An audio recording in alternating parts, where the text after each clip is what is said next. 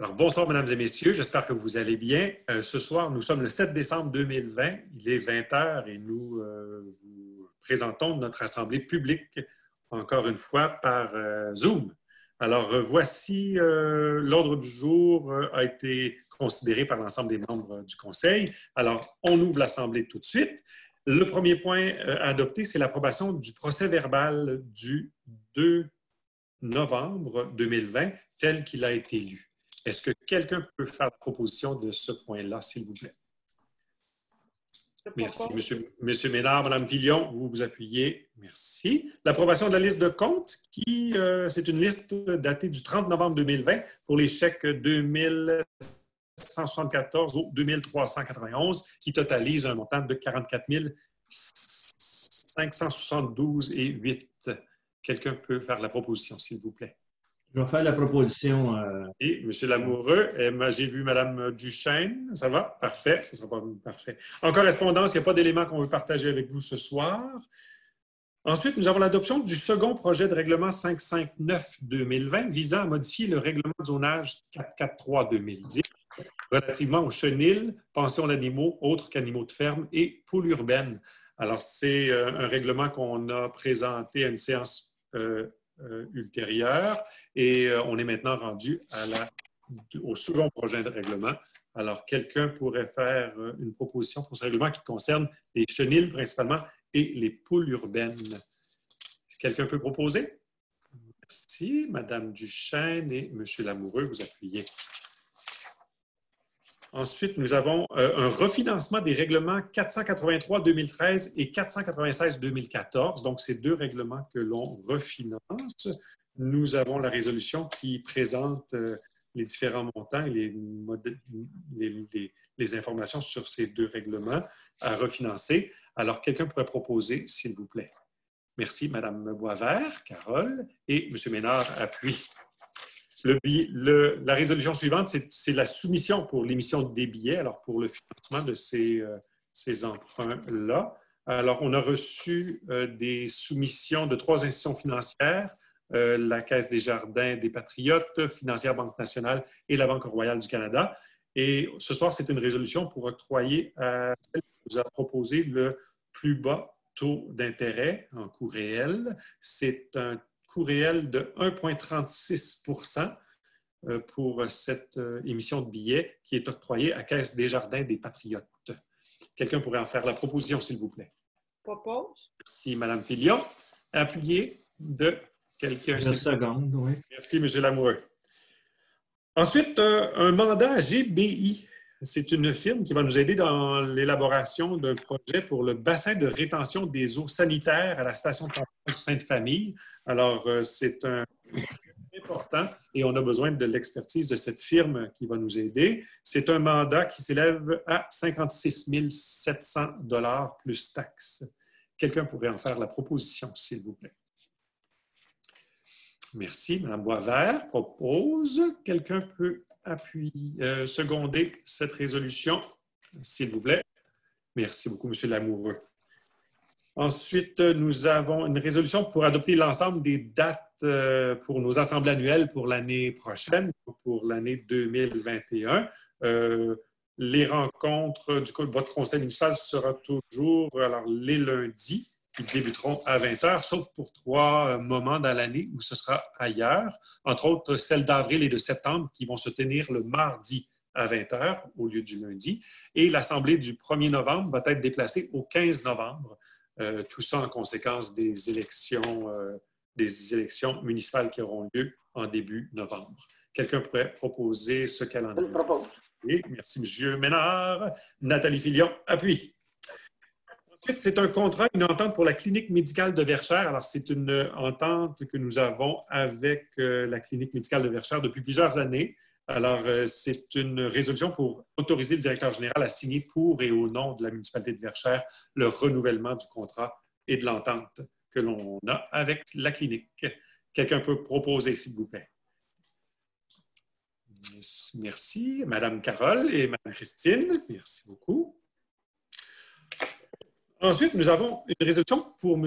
André Larouche qui, en 2021, va changer de statut il est nommé ici par cette résolution lieutenant intérimaire au service de sécurité incendie à compter du 1er janvier 2021. Quelqu'un propose cette résolution, s'il vous plaît? Pour M. Larouche, merci. Mme Filion et M. Lamoureux appuient. Ensuite, c'est une demande à la CPTAQ concernant une cession d'une ferme. Alors, la CPTAQ nous demande de confirmer que le projet est conforme à la réglementation municipale. Et alors, c'est concernant le projet d'aliénation du lot 5 312 023, tel que présenté, il est conforme à la réglementation municipale. Alors, la résolution, c'est ce qu'elle dit. Quelqu'un peut proposer cette information, s'il vous plaît? Je le propose. Merci, M. Lamoureux. Quelqu'un peut appuyer? Quelqu'un appuie Bon. Oui, Christine. Ensuite, dépôt du rapport sur la gestion de l'eau potable 2019. Alors, c'est un rapport que l'on reçoit à chaque année. M. Escott, vous nous l'avez bien présenté et c'est très clair. Alors, pour le dépôt, on le reçoit et on vous remercie, M. Escott, pour votre travail. Ensuite, c'est un mandat pour diagnostic organisationnel. Alors, dans les prochains mois, il y aura des joueurs importants qui prendront leur retraite au sein de l'organisation municipale. Et on trouvait important de se faire accompagner dans l'analyse de notre structure, de notre organisation, pour voir de quelle façon on va remplacer les différents joueurs qui vont nous quitter. Alors, c'est un mandat aujourd'hui pour faire un diagnostic organisationnel. Nous serons aidés par le Carrefour du capital humain de l'Union des municipalités du Québec pour réaliser ce diagnostic. C'est donc une résolution pour autoriser le directeur général à signer pour et au nom de la municipalité tout document en lien avec ce mandat. C'est un mandat qui est élevé qui s'élève à 9 750 $ plus taxes. Quelqu'un peut faire la proposition, s'il vous plaît, de cette résolution. Merci, Mme Duchesne, Mme Boisvert. Appuie. Municipalité alliée contre la violence conjugale, c'est notre prochaine résolution. Alors, attendu que la Charte des droits et libertés de la personne reconnaît que tout être humain a le droit à la vie, ainsi qu'à la sûreté, à l'intégrité et à la liberté de sa personne. Attendu que c'est dans la sphère privée que ce droit est le plus menacé. Excusez-nous. Bonsoir. Merci. Alors, voilà. Attendu que le Québec s'est doté depuis 1995 d'une politique d'intervention en matière de violence conjugale, attendu qu'il existe un large consensus en faveur de l'égalité entre les femmes et attendu que, malgré les efforts faits, la violence conjugale existe toujours et continue à être un frein à l'atteinte de cette égalité. Attendu que lors des 12 jours d'action pour éliminer la violence faite aux femmes du 25 novembre au 6 décembre, des actions ont lieu à travers le Québec et attendu que, comme gouvernement de proximité, il y a lieu d'appuyer les efforts de regroupement des maisons pour femmes victimes de violences conjugales et de ces maisons membres pour sensibiliser les citoyens et les citoyennes contre la violence conjugale. C'est une résolution pour proclamer Verchères municipalité alliée contre la violence conjugale. Quelqu'un peut faire cette proposition importante? Je vais le proposer. M. Lamoureux, Mme Boisvert appuie. Et nous sommes déjà rendus à la période de questions. Alors, pour la période de questions, nous avons reçu ce mois-ci 3 questions. Je vous résume rapidement. Le premier questionnement que nous avons reçu, c'était d'un résident sur Saint-Victorin, dans la section à l'est du village, soit vers la ville de Contrecœur. Le questionnement était sur la vitesse et on demande une réduction de celle-ci. On craint l'augmentation du trafic en lien avec la venue du port de Montréal à Contrecœur. Alors, la réponse qu'on vous présente, c'est qu'au niveau de la vitesse, on a déjà eu des demandes des citoyens pour réduire la vitesse sur la 132, autant dans la partie est que dans la partie ouest. Pour le moment, on n'a pas de réponse favorable du MTQ qui est responsable de cette route et qui décide des limites de vitesse. Dernièrement, la municipalité réitérait sa volonté de réduire la vitesse à 80 km/h et des représentations ont été faites auprès du ministère par les élus, mais aussi par les gens de l'équipe municipale. Alors, au niveau du port de Montréal, à Contrecœur, la municipalité a déposé un mémoire à l'Agence canadienne d'évaluation environnementale du Canada le 28 février 2018. Et dans ce mémoire, on réitère les mêmes messages qui sont exprimés depuis 2014, soit que Verchères est très préoccupé des impacts au niveau du transport, de la circulation, entre autres, sur la 132, qui est la route verte du réseau de Vélo Québec et qui est aussi une route comportant des panoramas d'intérêt métropolitain reconnus au niveau de la CMM. Alors, on espère que ça répond là, à la question. On attend toujours des nouvelles du MTQ concernant la vitesse. Si tu me permets, Alexandre, oui, bien sûr. est-ce que je peux apporter 4 précisions? Oui, bien sûr. Oui, parce que tantôt, j'ai revu effectivement le mémoire qu'on a déposé et clairement indiqué dans le document qu'il y avait des impacts importants pour la ville de Vacheres, entre autres dans le corridor sur la 132, et on énonçait les risques présents pour les cyclistes, les entrées pour les résidents, parce que la vitesse et la fréquence du trafic était extrêmement importante. Le corridor de la voie ferrée aussi, c'est un élément qu'on avait amené comme la vitesse, la longueur, le poids, la fréquence aussi, puis les mesures d'urgence si jamais il y avait des impacts. Et on avait demandé particulièrement aussi des aménagements pour favoriser le transport et le trafic pour décourager, entre autres, des éléments pour décourager la fréquence puis l'utilisation de la 132. Alors, c'est pas parce que les demandes n'ont pas été faites. Par contre, l'Agence canadienne ne les a pas retenues en disant qu'il n'était pas dans son mandat d'aller si loin que le projet et le territoire de Contrecœur, mais on a encore des représentations qu'on peut faire d'ici au 18 décembre.